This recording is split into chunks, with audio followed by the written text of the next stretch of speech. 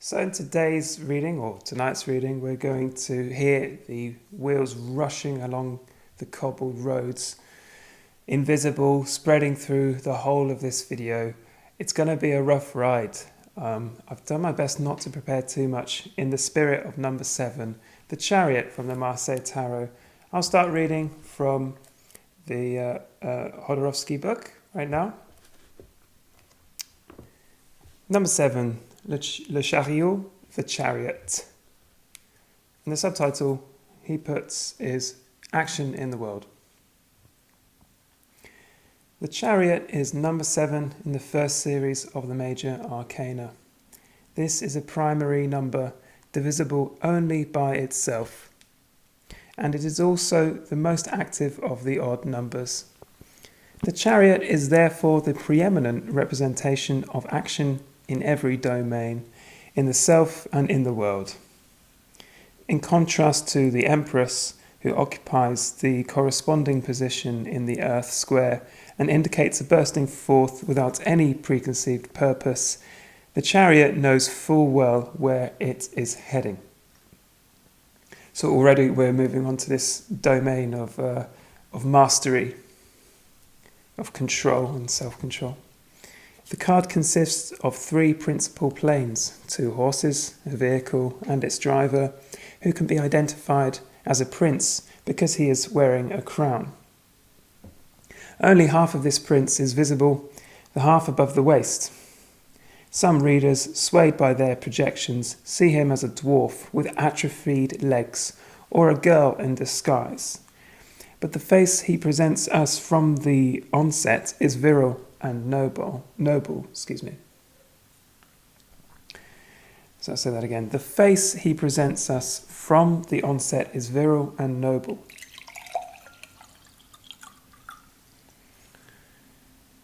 The vehicle, a flesh-coloured square, is buried in the earth, allowing us to say that he is not moving forward. In reality, he is moving with the movement of the planet, the preeminent kind of movement. Because it is one with the earth, the Chariot has no need to advance. It is a mirror of the planet's rotation. We'll notice the chariot driver, or rider, he's not holding any rein, assuming it's a he. The Chariot has no need to advance. You also notice it seems to be it's a rough card, and like many in the major arcane, it's very loud. There's a lot happening, very busy. But he's not moving. He doesn't seem to be moving. The wheels are running contrary to the perceived motion of the Chariot. On first glance, I see it moving forward towards me, but the wheels are going at, is that 90 degrees horizontally against me? So it's a confrontation, it's a slap in the face, this card.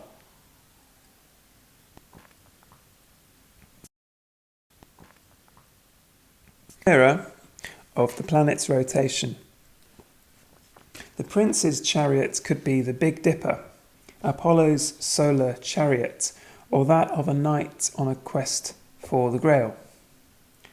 The 2 horses pulling his vehicle are depicted like the dog of the Fool, with light blue hides. It's really interesting collaboration or competition between animals and humans. It's notably the Fool. In the Fool is the dog pushing him, encouraging him, tearing down his trousers, or is he ridiculing the man? I can't seem to ever get to the heart of whether it's ridicule or encouragement. The horses have a very ambiguous status here. I feel they are the ones driving, and I feel that the driver, the rider, is trusting in them to move him, and that's why he's so relaxed. That is true mastery. It's what Valentin Tomberg calls concentration without effort, or burning without smoke. And we'll have a heap of Valentin Tomberg towards the end of this video. You'll be delighted to know. The 2 horses pulling his vehicle are depicted like the dog of the Fool. Once again, animal nature has been spiritualized.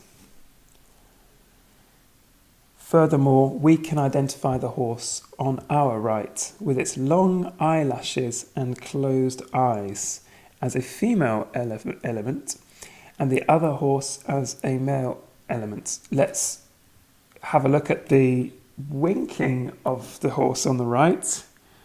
It's slightly coquettish, perhaps, or another sense of mastery, shutting your eye because you know intuitively what direction to go in. I guess the female horse would be on our right and the chariot rider's left, because the passive is the left, right? I'm not saying that. Mythology, cultural history is saying that. And of course, yeah, the male horse would be on the right, the dominant horse, the right horse, the horse with the le droit, the right to do it. Literally in French, le droit is the right, your right to do something. Also quickly mention sinistra in Italian means left, sinister. And you can be left in French, meaning you can be awkward. You can be gauche. Gauche is left. So sadly, historically, those were the associations with the left, that the left was weak and therefore female.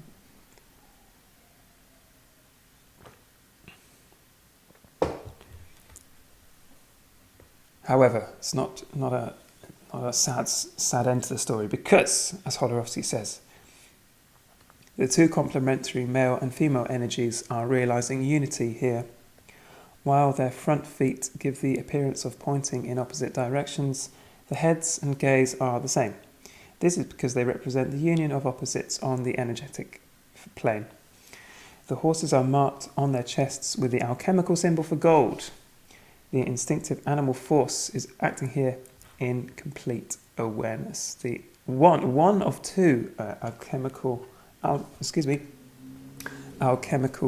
symbols for gold is the same as the ancient Chinese symbol for the sun. And what is that? It is a circle with a dot in it, as we see right in the middle of the heart chakra, or right in the middle of the horse's sort of, you could say cardinal points instead of a chakra, if that helps. So that alchemical symbol for gold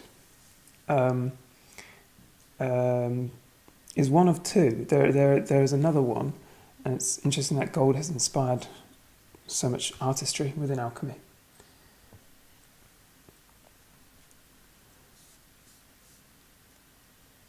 Complete awareness. It's a nice end to that paragraph as well. Complete awareness, or as I said earlier, Valentin Tomberg's burning without smoke, concentration without effort.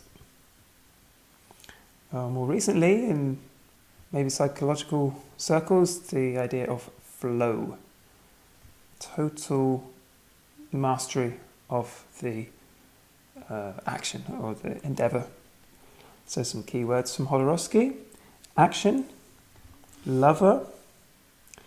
We're quite close to the lovers, yes. So les amoureux, or the lovers, are number 6, so just before. To dominate, I guess, to conquer. Yeah. Prince, triumph, ease. Ease is a good one. When maybe a musician or a top athlete, a virtuoso, is so good at what they do, they look like they do it without even trying. It's just easy to them. Of course, that's a bit of a sleight of hand.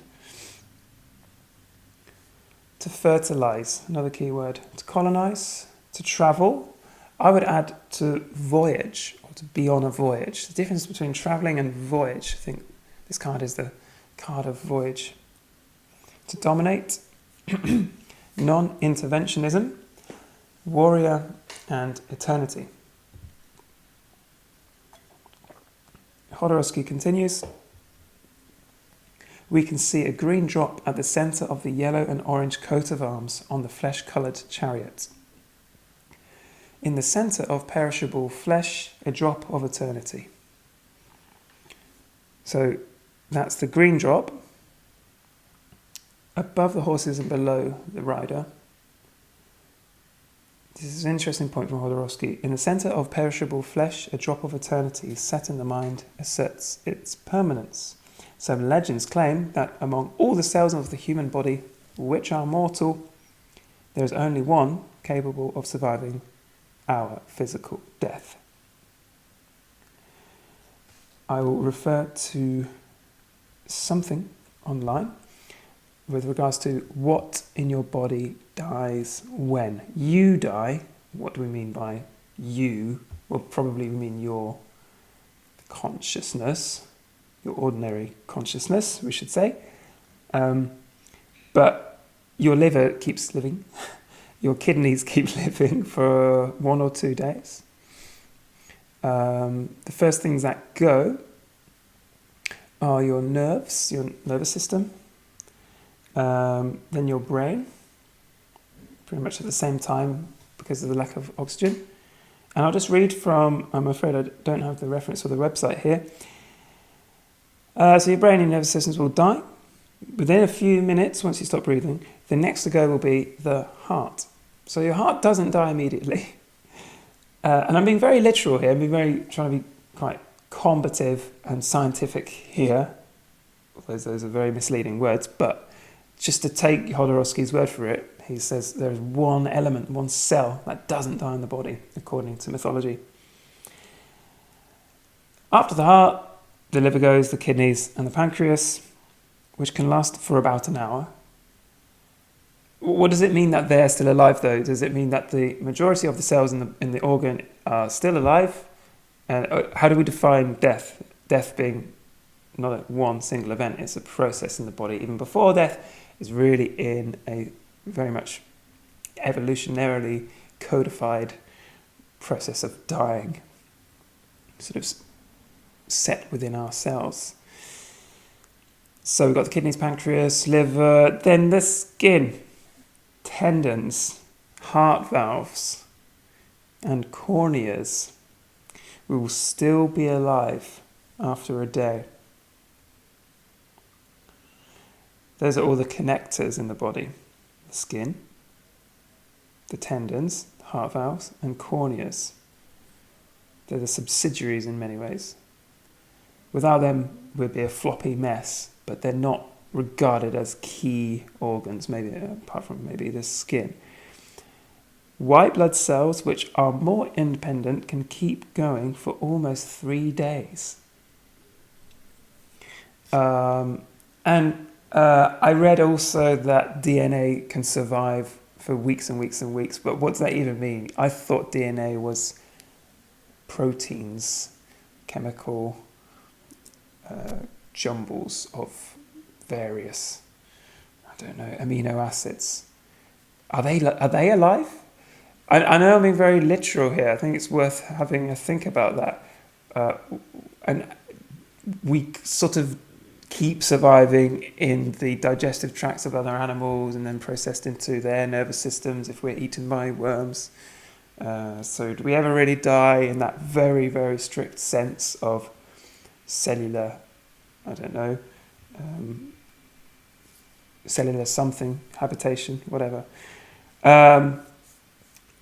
At risk of labouring the point, I think actually I'll just keep going. So some legends claim, to continue with Jodorowsky, that among all the cells of the human body which are mortal, there's only one capable of surviving our physical death. Presumably it's the soul. The chariot carries our great hope for immortality in this green drop, the impersonal consciousness that is embedded in the heart of matter. Impersonal consciousness, in other words, is eternal. Consciousness is eternal.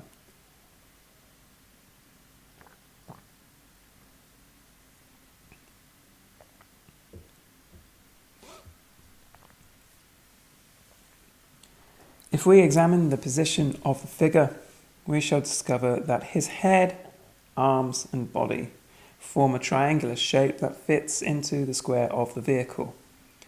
A triangle inside a square, spirit in matter. We shall see this symbolic geometry again in the Seven of Pentacles. The Chariot therefore evokes the alchemical quest,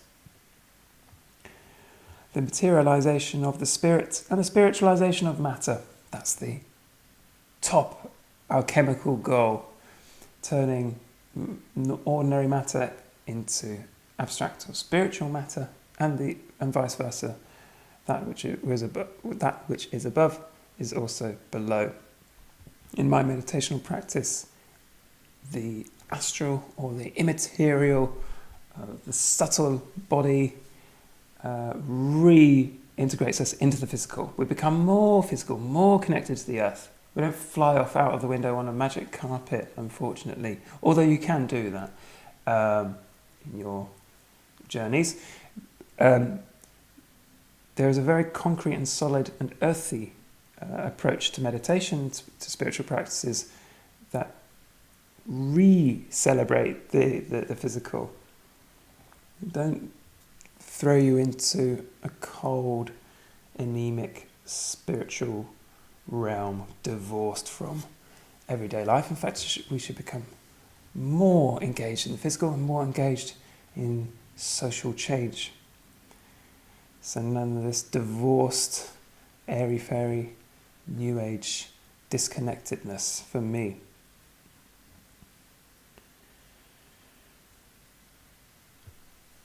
I'll say that again. The Chariot therefore evokes the alchemical quest, the materialization of the spirit and the spiritualization of matter. From this perspective, we can say that the vehicle represents the body, the horse's energy, and the figure, the mind and spirit. The flesh-coloured sceptre in the prince's left-hand could mean that he dominates material life, or that he draws his power from its incarnation. In any case, he performs his action without effort. Effortless action. Similarly, he has no need of reins to guide his horse. The 12 stars hanging above him indicate he works with the cosmic force. A crown sits atop his head, which seems severed, as if to indicate its openness to galactic influences. I don't see severed, but I do see a sort of disembodiedness, a coolness. I love this idea of effortless action. But a veil remains above him, sealing off the horizon from the sky. The star will be the one to lift this veil, and that's 17, so 10 above 7.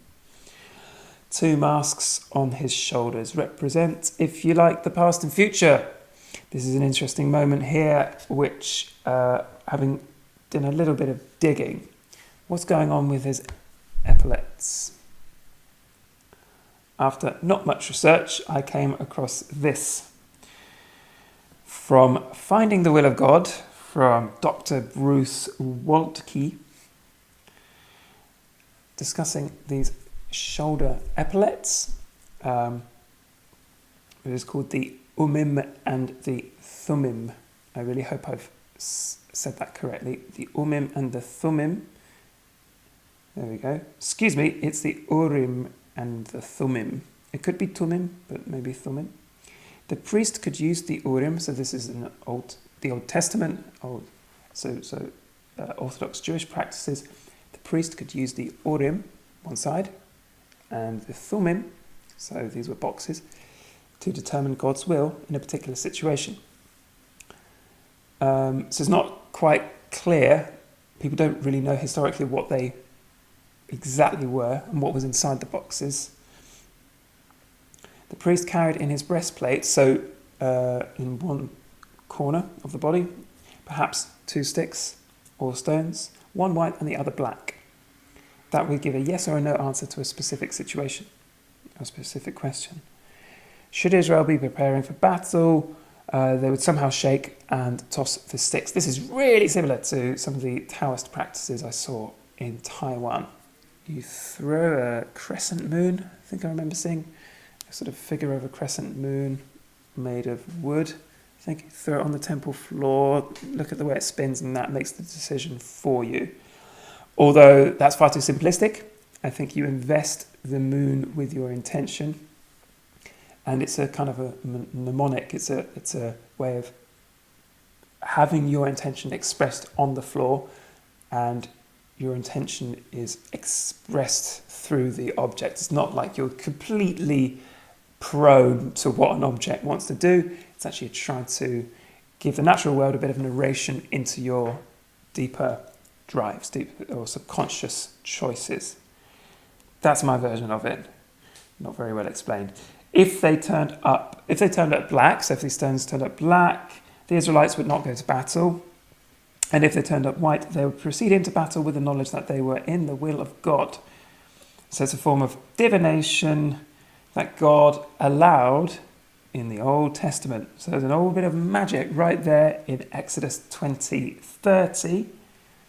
Also put the urim and the thummim, or the thummim, in the breastpiece so that they may be over Aaron's heart. Yes, I remember seeing these boxes connected to the cloths of sort of elderly Jews or the Jewish worshippers, the older patriarchs. So whenever you enter the presence of God, chuck in the urim and the thummim on your breastplate. Thus, Aaron will always bear the means of making decisions for the Israelites over his heart before the Lord. So it's a kind of charge point between his heart, between the congregation, if that's not the right word, and God. So 2 moons on the shoulder of the chariot rider or driver suggests we might think of maybe good angel, bad angel. We will say good cop, bad cop. This essential blend of two to help make decisions, I guess. So good cop, bad cop is there to forward a procedure. And this is all about forward movement, isn't it? The chariot.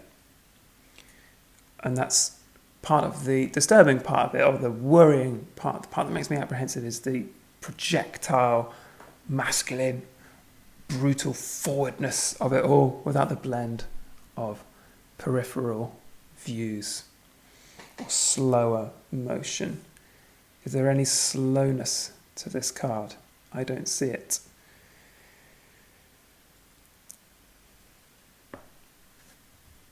So we talked about the crown, talked about his throat being potentially severed, his coldness, his disconnectedness, or maybe passivity, you could say. But back to the urim and the thummim, or the 2 masks on the shoulders.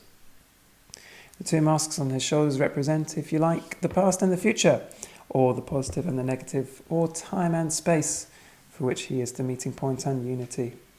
Acting fully within the present, he is open to past and future, joy and sorrow, light and shadow. It's quite a simple lesson. Many spiritual practices, unity of opposites, spiritual balance. It's very simple to say, but that is common across so many religious traditions. Cosmic balance. Acting fully within the present, he is open to the past or future, joy and sorrow, light and shadow. He is a complete individual who acts on 3 planes simultaneously. We can distinguish in his right hand the rounded edge of the white egg or ball we already spied beneath the fool's armpit. It is a secret he is keeping, a sphere of secret perfection. Inner reading. The chariot is often seen as a conqueror performing powerful actions, or a lover with a triumphant sexuality. This brings on the theme of victory, which is something we've got to handle. We've got to get comfortable with the element of victory. Not something I think a lot of people are comfortable with, strangely enough. Sometimes the chariot heralds a voyage. Some even see him as an announcement of success in television or the movies, because the figure appears in a frame like a marionette in a theatre. In all cases, this is a card that is moving forward toward success. His sole dangers are the lack of caution and inflexibility of the conqueror, who harbours no doubt about the validity of his conquest.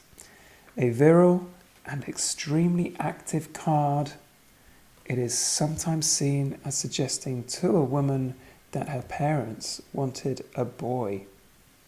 The Chariot also prompts questions about the methods one implements for acting in the world and the way one is guiding one's life.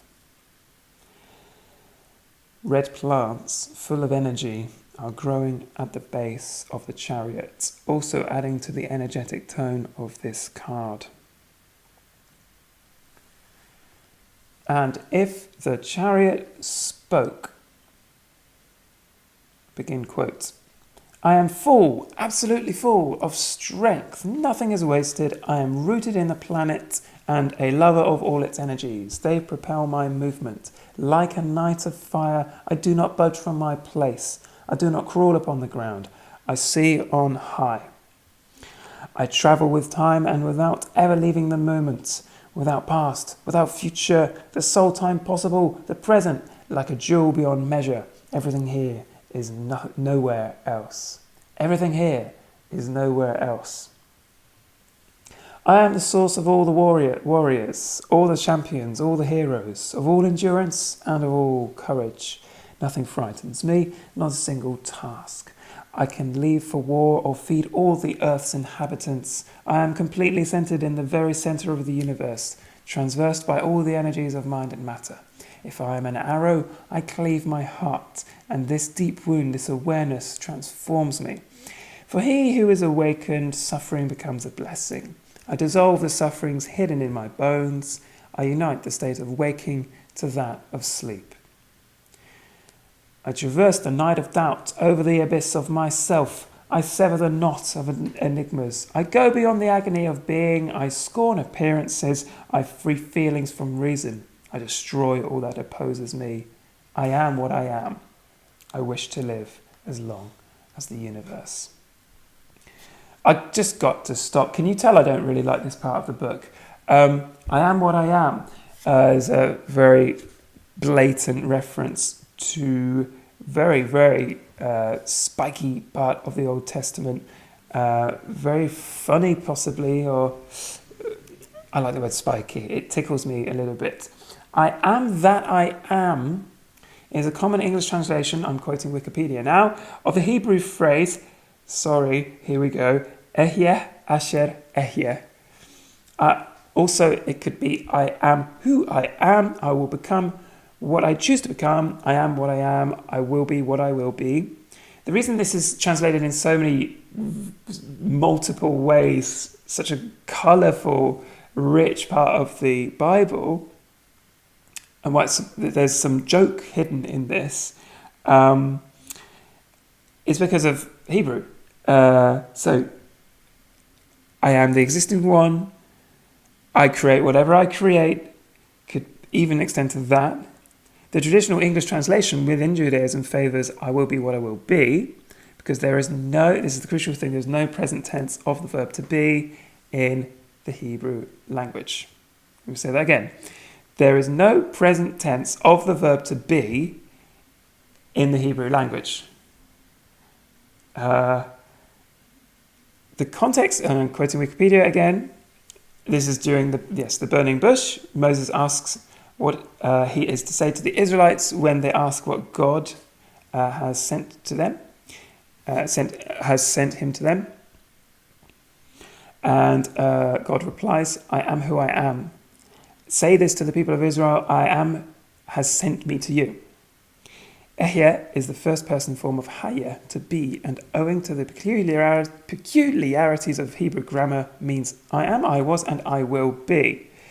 The meaning of the longer phrase Ehyeh asher ehyeh is debated, sorry about my Hebrew, and might be seen as a promise, I will be with you.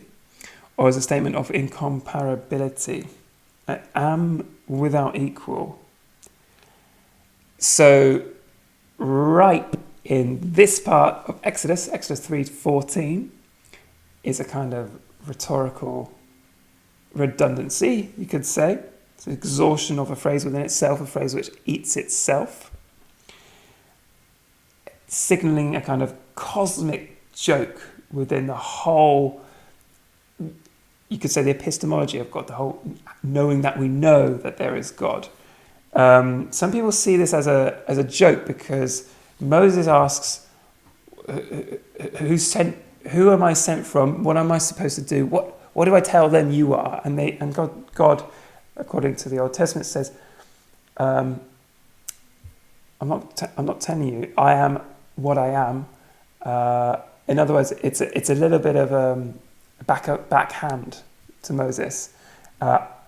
Do I need to say who I am? In other words, it's so rich, such a rich passage. So what makes me really uncomfortable is why Jodorowsky feels comfortable to blatantly quote God in the guise of a human or a mythological character. This is the real problem of spiritual arrogance that many New Age and tarot practices run the risk of.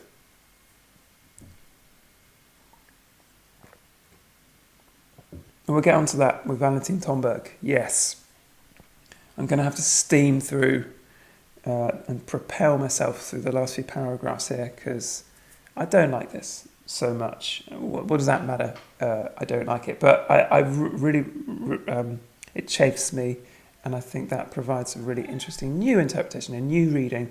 The irritation, the anger produced by a card or by someone's interpretation of the card delivers its own message. For what it's worth, it's up to you to make your decision, of course, about it. Continuing, I destroy all that opposes me. I am what I am. I wish to live as long as the universe. Centre of a growing sphere, I invade the dimension where thought has yet to manifest, where the gestation of pure action takes place in darkness. I reduce swarms of words to dust. No mirror scares me, not even the soul that detaches itself from the dead like a dried fruit.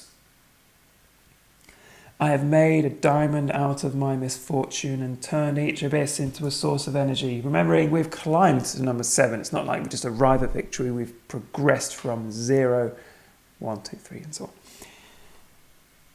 Weird enough, in the voyage of the Chariot, we have sort of landed somewhere, some form of victory. Problem is, when do you know you've had victory? What is victory? What is success? What is triumph? I reduce swarms of words to dust. No mirror scares me, not even the soul that detaches itself from the dead like a dried fruit. I have made a diamond out of my misfortune. Sorry, I'm repeating myself, but I get easily lost. And turned each abyss into a source of energy. All the suns may die, I shall still continue to shine. The inconceivable force supporting the universe supports me as well. I am the triumph of existence within emptiness. All deaths and persecutions can do nothing to strike me down, nor the cycles of history, nor the successive declines of civilizations. I am the conscience and the vital force of humanity. Among the traditional interpretations, Jodorowsky lists these following terms. Excuse me. Victory, action in the world, successful undertaking, journey, dynamism, lover, interesting, conqueror, I would say, the male champion of this female spirit, here we go, warrior, messenger, conqueror, prince, dwarf, plunderer, intense activity, plunderer. I always like this thing about Portuguese, explorar, it's the word for explore and exploit. Says a lot about the colonial journeys, no? Plunderer, intense activity, media success, screen for a television set, computer or cinema. Synthesis, taking the pros and cons into account. Harmony of the animus and the anima. steering your energies, mind in matter, triumph, immortal consciousness. 3 paragraphs to go. When I incarnate you, all setbacks become new starting lines, and 10,000 reasons for abandoning something are not equal to a single reason for continuing. I know fear, I know death, they do not stop me. I am the force of action present in every living being, the triumph of nature. I know how to create, I know how to destroy, and I know how to conserve. And to do all this with the same irresistible energy, I am the very activity of the universe. I advance towards all the dimensions of space, breaking the horizons until I reach my goal, which is the mask of the beginning. I also go backward, from void to void, from right to left, toward high and low, thrusting galaxies aside on my way until I dissolve in the appalling absence, which is the mother of the first cry that supports everything. I am the triumph of unity within the crumbling of the words. I am the triumph of infinity within the cremation of the ultimate boundaries. I am the triumph of eternity. In my heart, the gods vanish. Me, me, me. I. Myself, myself, myself. That's the problem of spiritual arrogance, which we will come to now with the aid of a wonderful interpreter of the tarot, particularly Marseille tarot, Valentin Tomberg, whose meditations on the tarot were written anonymously to an unknown friend, which is the reader, which is you. It is quite a long, ambitious, theoretical text in certain senses, or it seems rather cold and abstract. There's some really, really tough chapters, but the one on the Chariot is, it made me grin. It made me feel comforted that someone else feels similarly about spiritual arrogance. So what are we talking about? What am I talking about? Spiritual arrogance. What is Tolberg talking about? Well, it took quite a long way to get there. So the second part of this video, which might have to be filmed another time,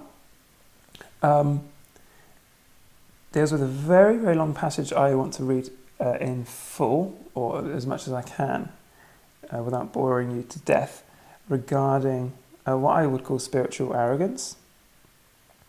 To get to defining what I mean by this and the dangers of the Chariot, of this perceived victory, we'll have to talk about poverty, obedience, and chastity. 3 vows of monks and nuns. So,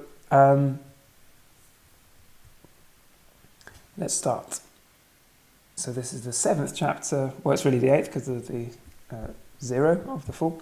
But you'll see this chapter as number 7 in the Meditations on the Tarot. Valentin Tolberg starts. Like the preceding Arcana, the Arcanum, the Chariot, has a twofold aspect. It represents from one side he who, having triumphed over the 3 temptations, remains faithful to the vows of obedience, poverty, and chastity, and represents from another side the danger of the 4th temptation, which is the most subtle and intimate temptation, and is the invisible synthesis of the 3 temptations. His spiritual temptation of the victorious through the victory itself. It is the temptation to act in one's own name, to act as a master instead of a servant. The 7th Arcanum is that of mastership, understood in the sense of temptation as well as achievement. So Tolberg identifies the risk of this card.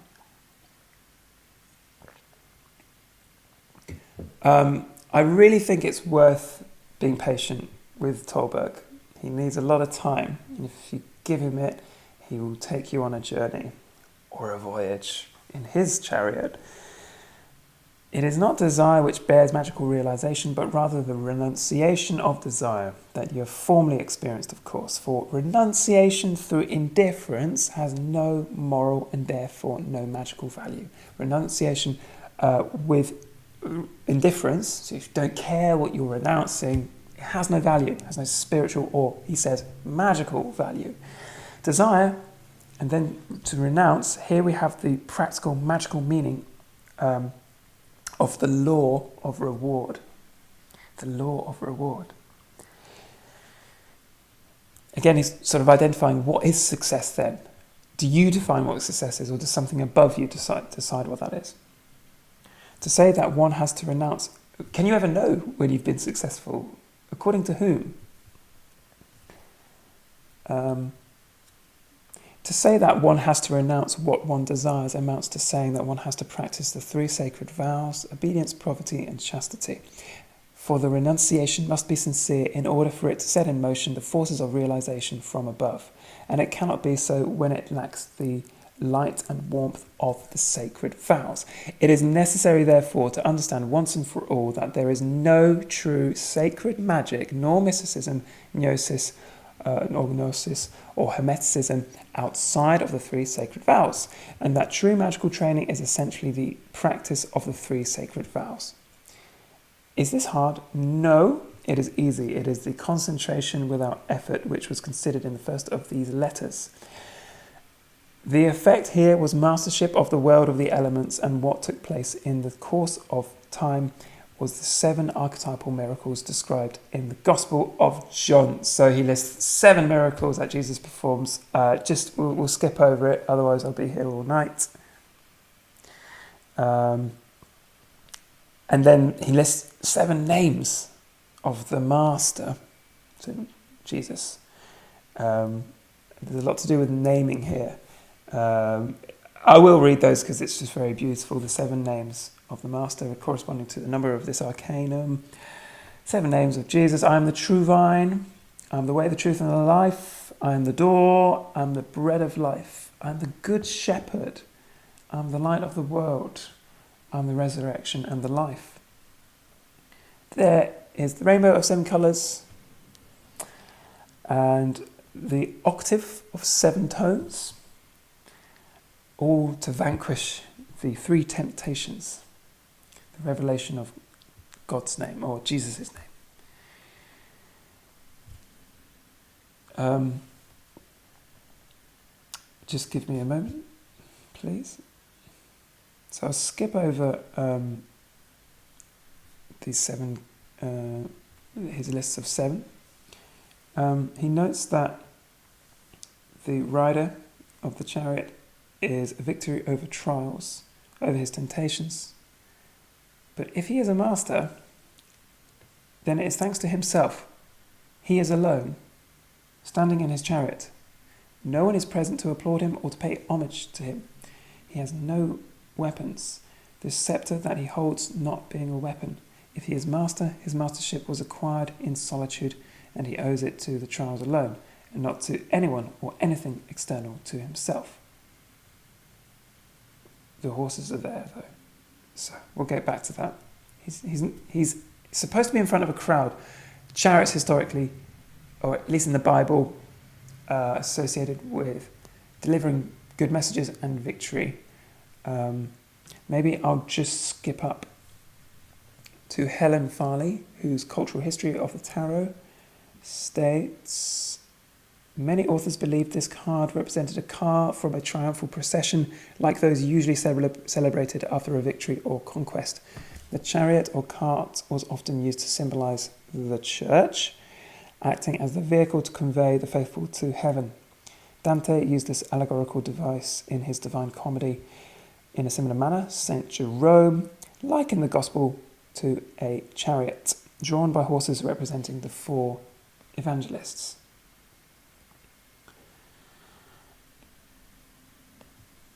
So is he really alone? Well, there's no crowd. That's quite important. In fact, maybe we are placed in the audience, looking at what Jodorowsky calls the screen here, the frame. So the chariot rider, or the driver's victory, continues Tolberg, is achieved in solitude. What glory and what danger it comprises at one and the same time. It is the only real glory, for it in no ways depends on human favour and judgment. It is intrinsic glory. the real radiance of the aura becomes luminous. It is, however, at the same time the most real and the most serious spiritual danger which exists. Here we go. Spiritual danger, a most serious one.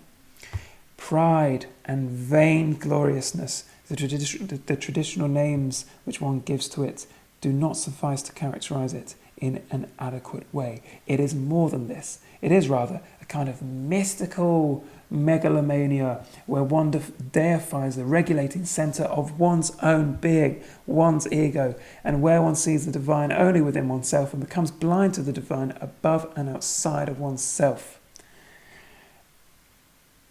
Let me read that again. The pride and the vainglorious names, they don't suffice to describe what Tolberg is locating. A kind of mystical megalomania, where one deifies the regulating center of one's own being, one's ego, and where one sees the divine only within oneself and becomes blind to the divine above and outside of oneself.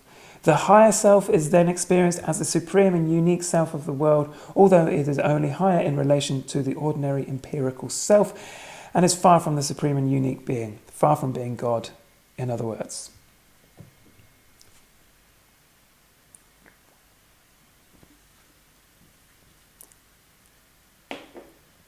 He comes on to Jung, Carl Jung, who uses a very specific term to describe this mystical megalomania, what I call spiritual arrogance. Jung calls it inflation. The inflation is, Tolberg, a trial and a temptation. Inflation signifies the state of consciousness of the self inflated to excess. Tolberg continues, and which is known in psychiatry in its extreme manifestation by the term megalomania. Therefore, here we are concerned with a range of psychic phenomena which to begin with show up in relatively innocent forms, such as a high opinion of oneself, which is not entirely justified. It's quite garden variety arrogance, I guess, not on a spiritual plane. To continue, or the somewhat exaggerated desire to have one's own way, which become quite dangerous when they manifest as a disparaging negativity towards everyone. The faculties of appreciation, gratitude and worship being concentrated upon oneself, and which eventually signify a catastrophe that is rarely curable when they reveal themselves as obsession with easily recognizable illusions or megalomania, pure and simple. Here then are the principal dangers of inflation: exaggerated importance attached to oneself, superiority complex tending towards obsession. Love that, superiority complex. And lastly, megalomania. The first degree signifies the practical task for work upon oneself. The second degree is a serious trial, while the third is a catastrophe.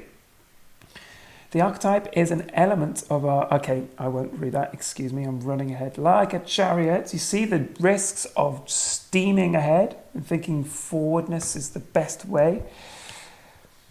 Slowness, where is the slowness? Where can we find the tranquility within the motion of this arcanum?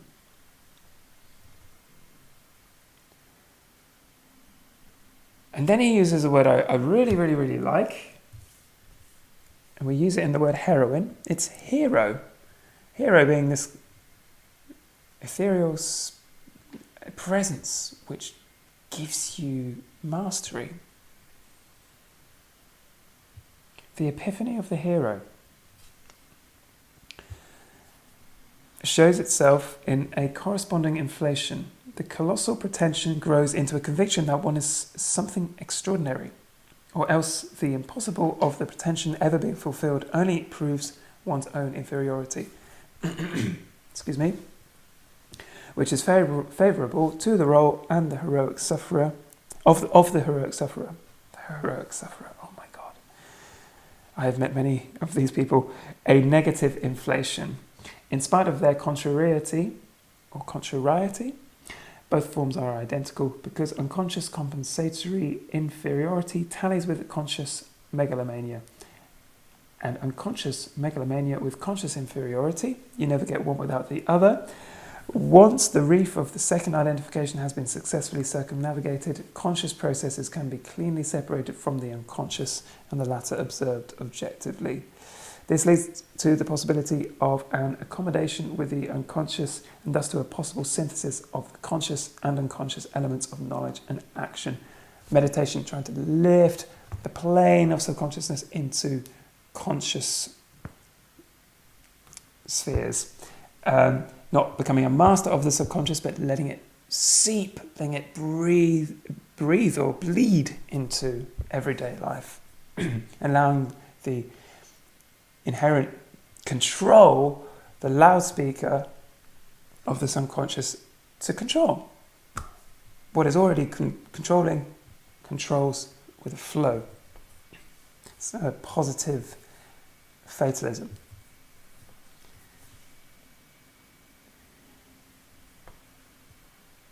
This leads to the possibility of an accommodation with the unconscious and thus to a possible synthesis of the conscious and unconscious elements of knowledge and action. This in turn leads to a shifting of the centre of personality from the ego to itself. Now, inflation is the principal risk that attends each person who seeks the experience of depth, the experience of what is occult, which lives and works behind the facade of phenomena of ordinary consciousness.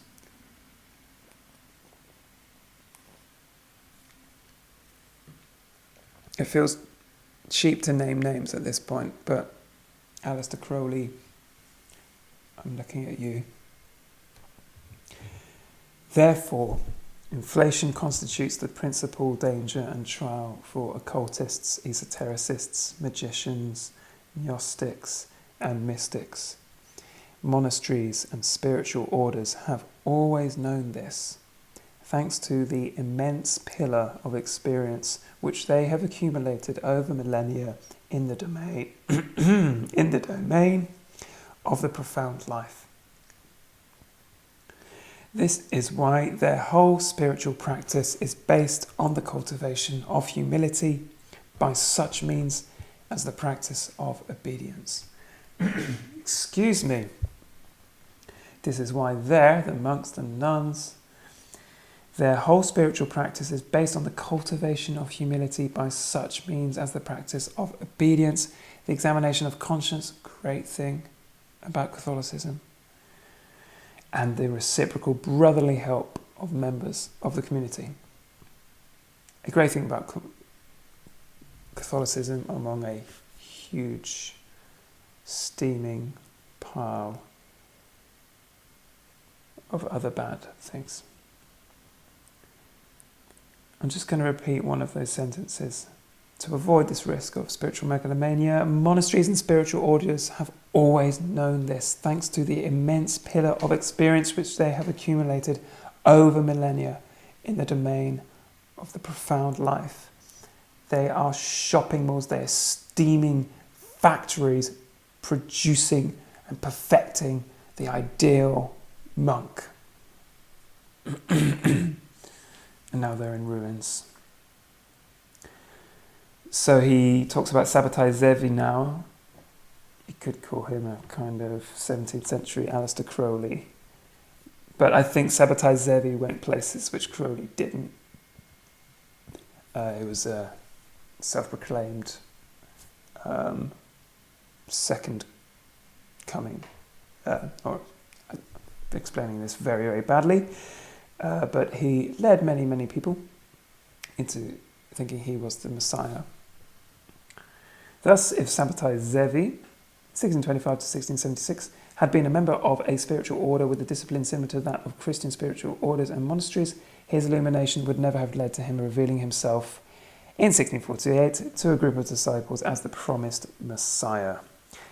And this is true, neither would he have had to become a Turk in order to save his life and continue his mission. He renounced his faith to spare his life in, I assume, Asia Minor or in Turkey. God has made me an Ishmaelite Turk, to quote Sabbatai Zevi, he has commanded, and I have obeyed, the 9th day after my second birth, he wrote to his followers in Smyrna. And then there's a quote from an author called Hargrave Jennings. Either the state of these occult philosophers is the height of sublimity, or it is the height of absurdity.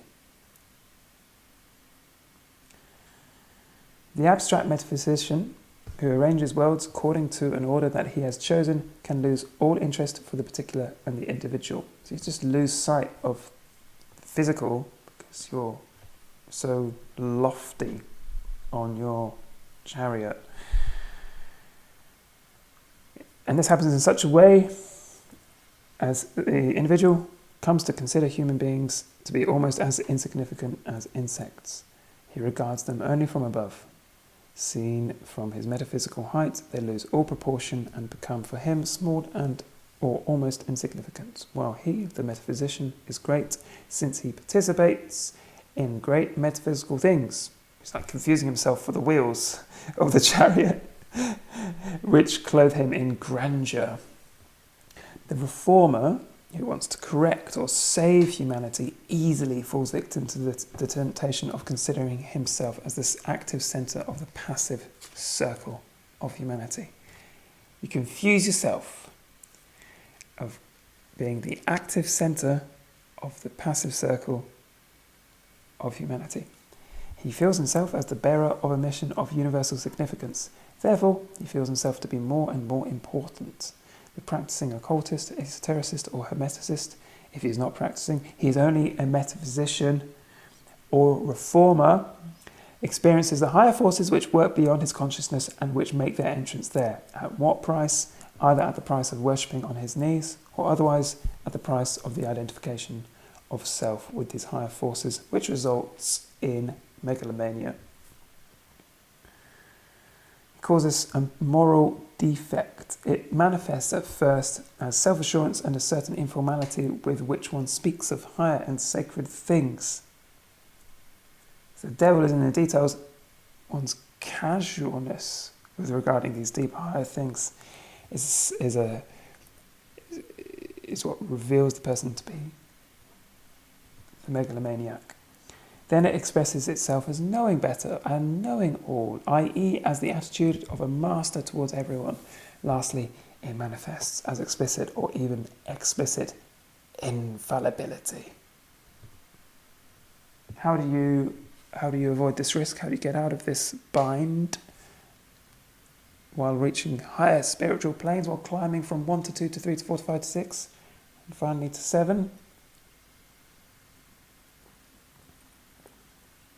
The ancient saying, ora et labora, work and pray, constitutes the only answer that I have been able to find. Worship and work constitute the only curative as a prophylactic remedy that I know against megalomaniacal illusions. It is necessary to worship what is above, and it is necessary to participate in human effort in the domain of objective facts in order to be able to hold in check the illusions concerning what one is and what one is capable of. Quakers, the Religious Society of Friends, they call this spirit in practice. What's the point of being enlightened if you're not going to be a better person? You're not going to try to somehow influence the world positively while remaining humble, while taking yourself out of the picture. For whoever is aware of raising his prayer and meditation to the level of pure worship will always be conscious of the distance which separates and at the same time unites the worshipper and the worshipped. Therefore he will not be tempted to worship himself, which is in the last analysis the cause of megalomania. He will always have in sight the difference between himself and the worshipped. He will not confuse what he is with what the worshipped being is. On the other hand, he who works, i.e. who takes part in human effort, with a view to objective and verifiable results, will not easily fall prey to illusion with respect to what he is capable of. Thus, for example, a practicing doctor inclined to overestimate his power of healing will soon learn to know the real limits of his ability through experience of his failures. He talks about Jacob Boehme, who was a shoemaker and also a writer of quite divine works. Saint Teresa of Avila, really worth reading, the early humanist female mystic. Ora et labora, work and pray. Worship and work, ora et labora, therefore constitute the condizione, or the condition sine qua non for practical esotericism in order to hold in check the tendency towards megalomania. So without work and praying or prayer, your megalomania will run ahead of you, projecting forwards. It will take you far ahead where you shouldn't be.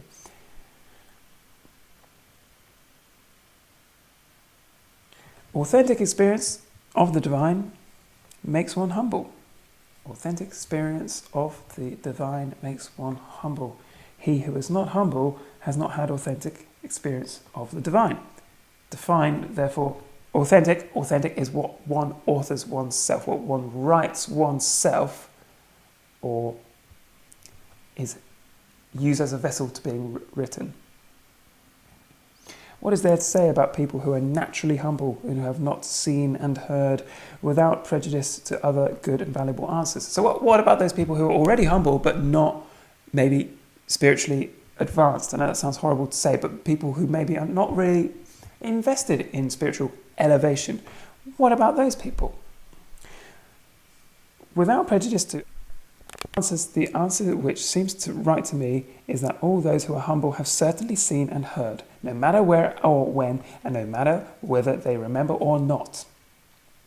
Humility can be the result of the real, in other words, non-intellectual, memory of the soul of the spiritual experience prior to birth, or it can be due to the memory of nocturnal experience undergone during sleep, and which remains in the domain of the unconscious. Or lastly, it can be the effect of experience that is present consciously or unconsciously, but is acknowledged by oneself or others. For humility, like charity, is not a natural quality of human nature.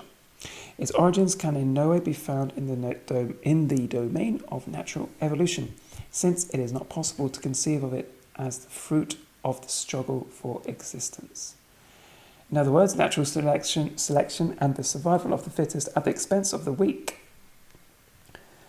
So where does humility come from? Not from evolution, in other words. Because the school of the struggle of existence does not produce humble people, it produces only strugglers and fighters of every kind. Humility is therefore a quality which must be due to the action of grace. In other words, it must be a gift from above. Grace, providence. A higher being voluntarily drawing to a lower being. You've not earned it. Do you deserve it? No. It is a voluntary drawing of a higher being to a lower being. Then he asks the question, does the chariot signify a warning or an ideal, or rather both at once?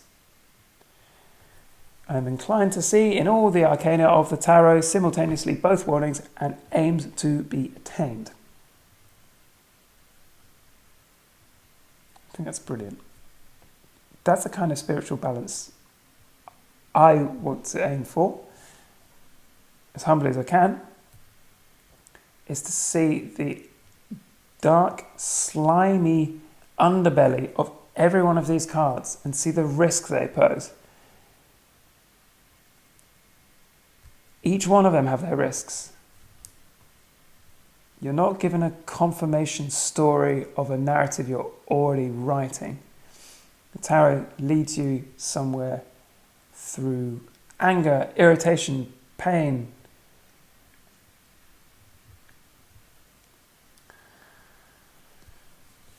We're not fixated on the first person pronoun. And maybe Jodorowsky, to be charitable to him, maybe he was actually signalling that. Maybe he was being that arrogant card. Maybe he was channeling everything that Tolberg was worried about. But I don't sense so. I don't see a respect for the unknown, for the mystery. I see only me in his passages at the end. New age, bias, confirmation, believing what you want, instead of believing only what you can, or having an intuitive trust in only the facts that you can. And this is why I do have a respect for, despite everything else, I do have a real respect for Catholic consciousness, conscience, the Catholic conscience, the respect paid to the individual conscience within the practice of Catholicism. Believe it or not, there is something extremely non-judgmental within the best of Catholic practice. Not that they're very visible these days. That you are the author of your life. It's up to you. It's up to your conscience. Not even a priest can mediate in that. The priest is there for confession, in this anticipation of Freudian psychoanalysis, but ultimately it's you that bring yourself to confession.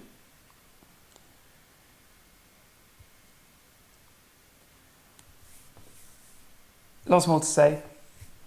It would be strange to end on a rocky moment, to go down a wrong path, to think about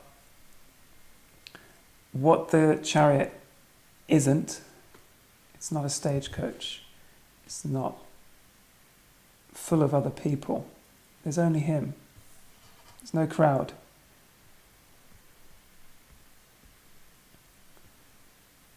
I live about 1 kilometre from the old Roman hippodrome. It was phenomenally huge, bigger than the amphitheatre, bigger than the theatre. I was there for triumphant races. It was a long oval shape by the river Rhône, and it's all gone now. You can't see a single stone of it, at least as far as I'm aware. I imagine these places of chariot racing to be, on the one hand, very symmetrical, very oval shaped, very orderly, very Roman, but on the other hand, full of non-symmetry, full of disorder, full of the horse winking, as we see on the right-hand side. I really feel the path forward is full of roughness and distortion. I feel the chariot, in the most positive, the ideal chariot rider would be the one who is led using the third eyes of the horses. Look at the passivity of the rider and look at the glowing third eye of the horses. Even the eyes of the horses look rather dull, and it's the blazoning jewel, this kind of point of reception of a divine nectar. That's what leads the way. I see him, the chariot rider, being persuaded each way. The shoulder, the epaulettes, or the crescent moons on his shoulder. And I see that his mastery is through lack of effort, but not lack of concentration. I can't decide whether the leaves are burning or burnt, whether there is salt on the ground.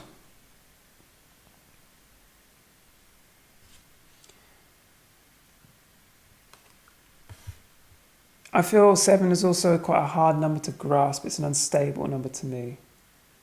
You have a perfection of 6, and then you have an extra one, very much like a 5. Something off-kilter, jagged, hodgepodge.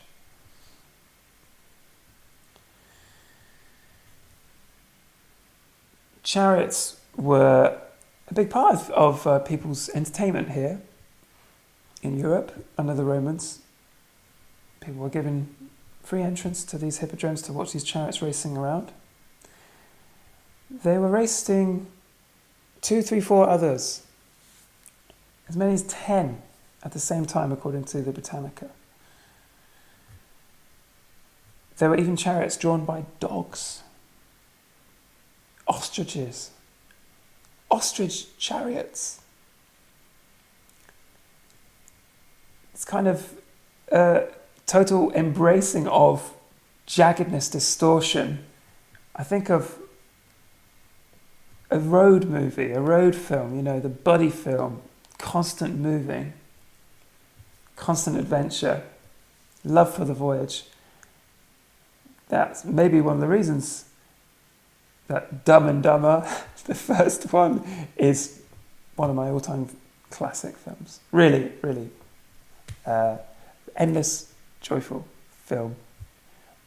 All 7 shades of stupidity expressed in that one long journey of the dogmobile. How can we move forward without holding onto the reins? How can we move forward and trust in the horses, in what's really driving us? This coldness, this ethereal colour, the light blue of the horses, taking us, if only we let them. What is mastery? What is victory? What is success? It's a sense for me of moving forward, of progress. My happiness is very much invested in the future. I love to make plans. I like to see a different world than one now. The future resolves my present. The future makes my present resolved. There is no sense of stopping. There's no sense of stasis. There's an interest. There's a being or being inside other things, the opposite of emotional desert, of depression, the opposite of emotional exhaustion.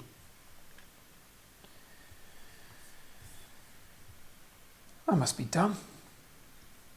Thank you for trying to reclaim the word victory, for trying to reclaim the word triumph, mastery with me, for trying to reflect on what it is to be a conqueror.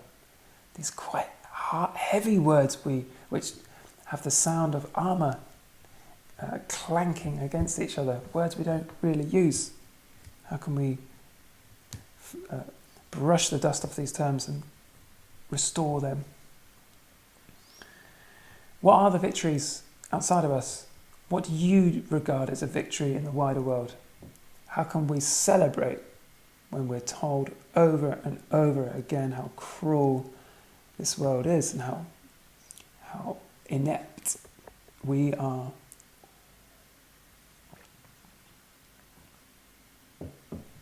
There are victories in the wider world which I always try to put at the front of my mind. They can be really small ones, but for me, a big one for me is in 2001 when Portugal decriminalised all drugs, and thereby saving the lives of many, many addicts, providing treatment equipment, also needles and stuff to heroin addicts, and became a model for the rest of the world. The same year as 9/11, that happened. Leicester City winning the Premier League. The Peace March, the holding of the hands of 2 million people between Latvia, Lithuania and Estonia on August the 23rd, 1983, I think. Oh, it must have been much later than that. Anyway, that was a beautiful moment. A victory. Where are your Davids and your Goliaths? What are your victories?